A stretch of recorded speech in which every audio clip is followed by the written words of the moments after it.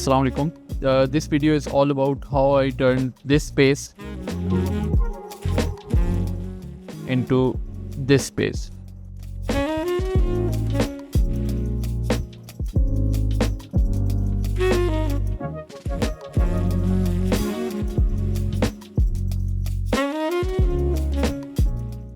तो आज की वीडियो थोड़ी सी लेंथी होगी बिकॉज इसके अंदर मैं आपको सारा प्रोसेस बताऊंगा कि एक ऑफिस की साइट कैसे सिलेक्ट की और फिर उसके बाद उसके अंदर उसकी एग्जिस्टिंग कंडीशन क्या थी और हमारा क्या आइडिया था, ठीक है, और उसके अंदर क्या क्या चेंजेस किए हैं to make it like this. तो साइट सिलेक्शन करते वक्त मैं कोई एक ऐसी बिल्डिंग ढूंढ रहा था जिसमें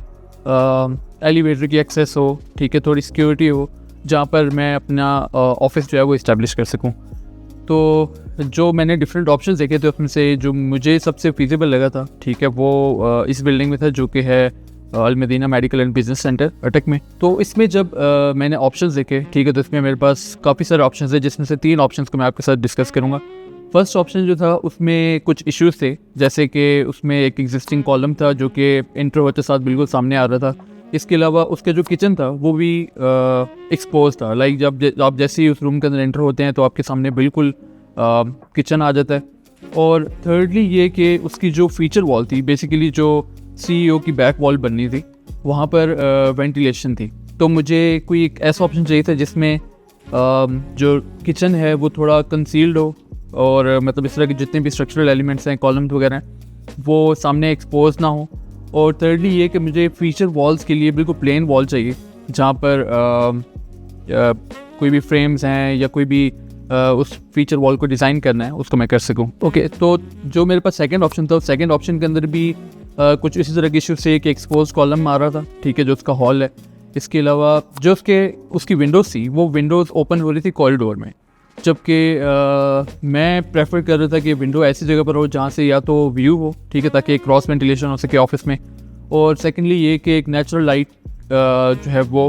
उस स्पेस में आ सके, क्योंकि जब हम लोग काम कर रहे होते हैं तो हमें बहुत सारी नेचुरल लाइट की ज़रूरत होती है स्केचिंग करते वक्त या कोई भी अपना आर्किटेक्चरल वर्क करते वक्त।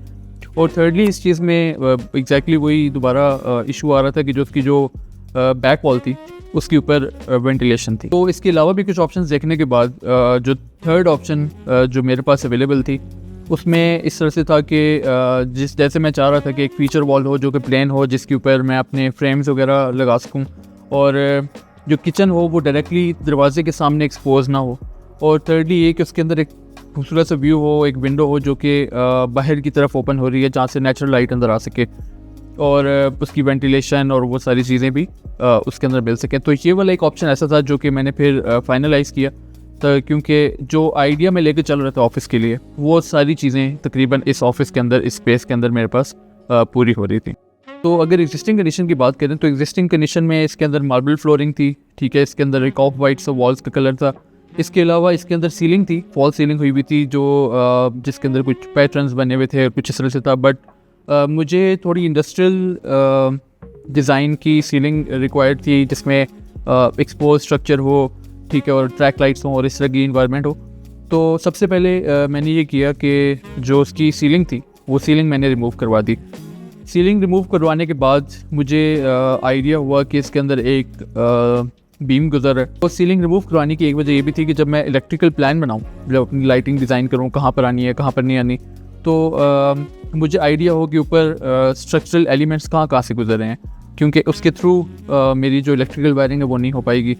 तो मुझे उस हिसाब से अपनी इलेक्ट्रिकल डिज़ाइन कंप्लीट करना था। जब हमने सीलिंग रिमूव की तो सीलिंग रिमूव करने के बाद आइडिया हुआ कि उसके अंदर एक स्ट्रक्चरल बीम है। तो जो मेरी लाइटिंग थी, ठीक है, वो मैंने उस हिसाब से डिज़ाइन करनी थी कि वो जो बीम है वो उसके इस साइड पर अलग लाइटिंग हो जाए और उस साइड पे अलग लाइटिंग हो जाए और उसके लाइट कंट्रोल्स भी थोड़े से डिफरेंट हो, ताकि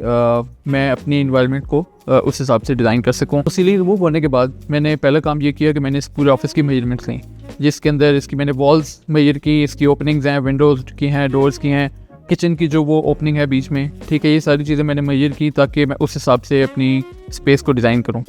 तो नेक्स्ट प्रोसेस में मैंने ये किया कि मैंने उस स्पेस को अपने 3D मॉडल के अंदर डिज़ाइन करना शुरू किया कि मैं उसकी ओरिएंटेशन क्या रखना चाह रहा हूँ, ठीक है, उसके अंदर जो मैंने CEO टेबल रखना है वो कहाँ रखना है, CEO चेयर कहाँ होनी चाहिए, सोफ़ा सेट्स कहाँ होने चाहिए, इसके अलावा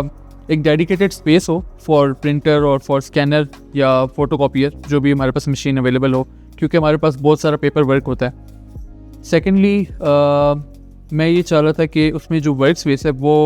विंडो के पास चली जाए, ताकि जो नेचुरल लाइट है और उसके साथ एक मेरे पास एक कबर्ड हो जिसके अंदर जितनी भी फाइल्स हैं या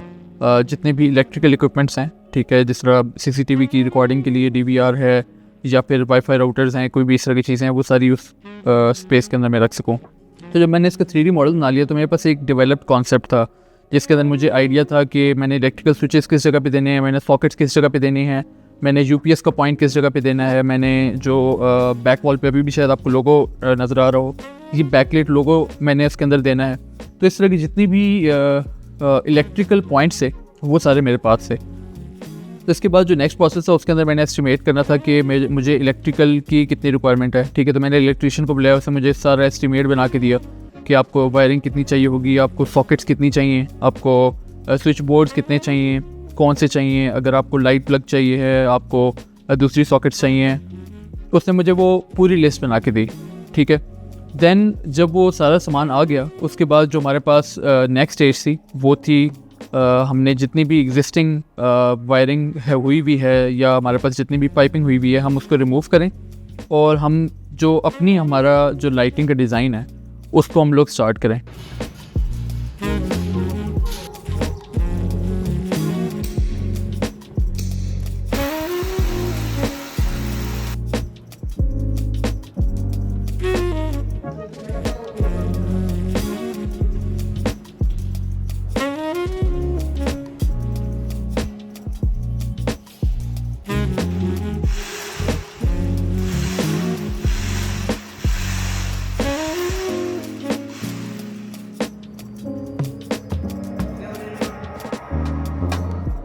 तो इसके बाद हमारे पास इसमें नेक्स्ट स्टेज थी जिसमें हम लोगों ने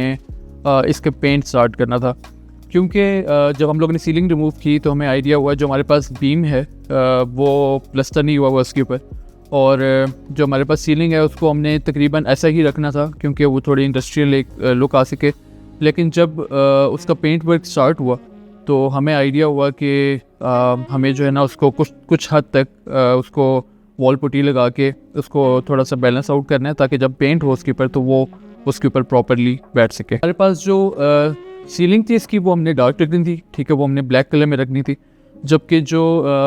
सीलिंग से जो नीचे वाली सारा वॉल वाला पोर्शन था उसको हम लोगों ने ग्रे कलर में लेके जाना था। अब ग्रे कलर में भी जब हमारे फर्स्ट कोट हुई तो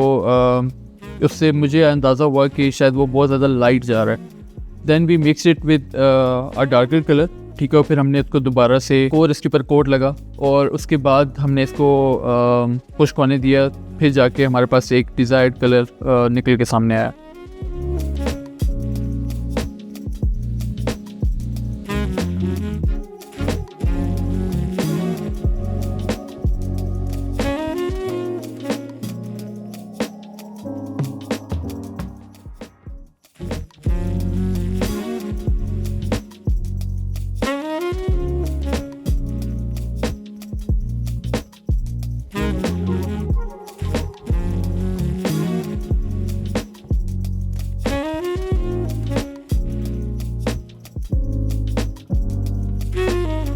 इसके बाद मैं गया जो भी मुझे हार्डवेयर से रिलेटेड सामान चाहिए जिसमें डोर हैंडल है, उसमें कुंडियाँ हैं या कीलें हैं या लकड़ी का सामान है, क्योंकि इसके बाद कारपेंट्री वाला काम शुरू होना था।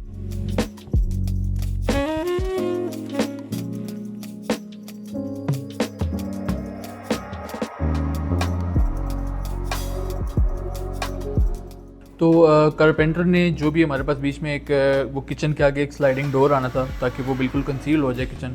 उसने वो भी बना दिया और उसने वो कबर्ड भी बना दी जो हमारा डिज़ाइन था जिसके अंदर हमने साइड पर उसके इलेक्ट्रिकल के पॉइंट्स की जगह छोड़नी थी ताकि जितनी भी वायरिंग है वो एक्सपोज ना हो।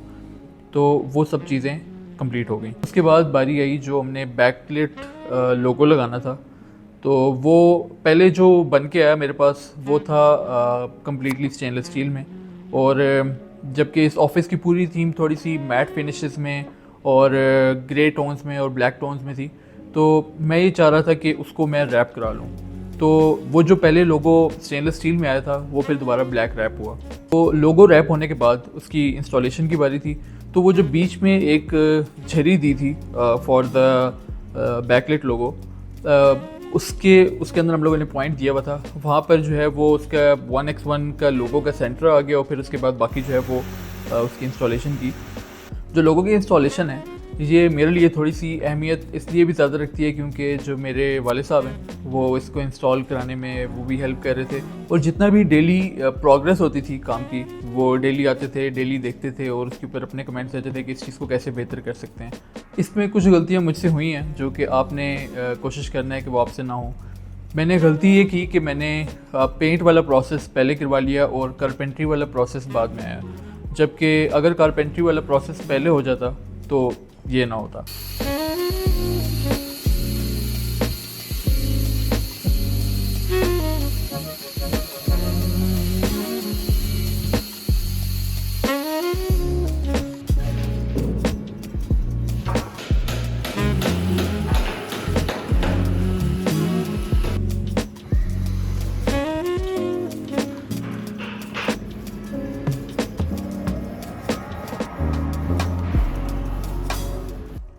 इसके बाद बारी आई कारपेट सिलेक्शन की। तो जब कारपेट्स मैं देख रहा था तो उसके अंदर मेरी कोशिश ये थी कि मुझे ग्रे टोन्स में कारपेट मिले जो कि इस ऑफिस की थीम के साथ जाए। सेकेंडली ये कि जो मेरी वॉल्स थी वो थोड़ी सी डार्क कलर में थी, तो मेरी कोशिश ये थी कि जो कारपेट हो वो उससे थोड़ा सा लाइट हो ताकि उसके ऊपर जब फर्नीचर आए तो वो फर्नीचर ज़्यादा विजिबल हो। जैसे कि उसके जो सोफ़ा से मैं ये चाह रहा था कि वो ब्लैक कलर में हों, जो डार्क वुड कलर्स में जो मेरे बाकी फर्नीचर आइटम्स हैं वो हों, तो उसके लिए मुझे थोड़ा सा लाइट कलर में कारपेट चाहिए था। तो उसके बाद नेक्स्ट पार्ट हमारे पास आता है फर्निशिंग का। तो फर्निशिंग में हमारे पास सोफ़ा आ गया, हमारे पास CEO टेबल आ गया, हमारे पास चेयर्स आ गई।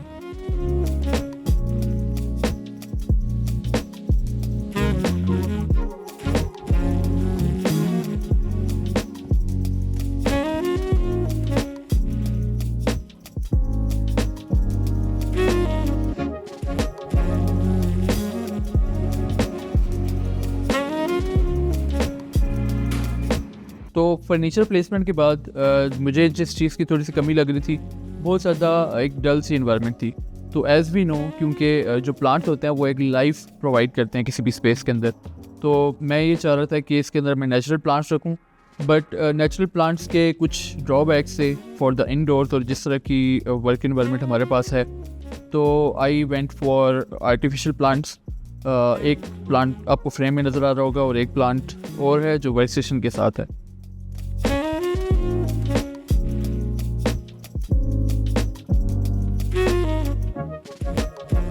प्लांट्स के बाद बारी थी फॉर द लैम्प्स। तो एक मैं इसमें लेकर आया आर्क लैम्प, ठीक है, ताकि जो मेरे पास जो सोफ़ा वाली वो जो सोफ़ा सीटिंग वाली स्पेस है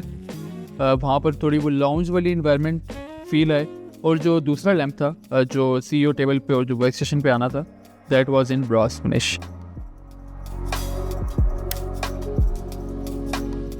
इसमें एक चीज़ मैं बताना भूल गया, जो जितना भी आयरन का काम है आपने कोशिश करनी है कि ये पेंट से पहले हो जाए। तो जो कारपेंट्री वाला काम है और जितना भी आयरन वाला काम है ये सारा आपका पेंट से पहले होना चाहिए, क्योंकि जब आप बाद में मतलब जो लोहे वाला है वो अपना काम कर रहा है, रेलिंग्स लगा रहा है, जब विंडोज़ की फ्रेम्स लगा रहा है, कोई भी चीज़ लगा रहा है, तो जब उसकी इंस्टॉलेशन हो रही होती है तो डैमेज होता है, जैसे कि हमारे साथ भी हुआ। और जो इसकी फाइनल लुक निकल के आई वो कुछ यूँ थी।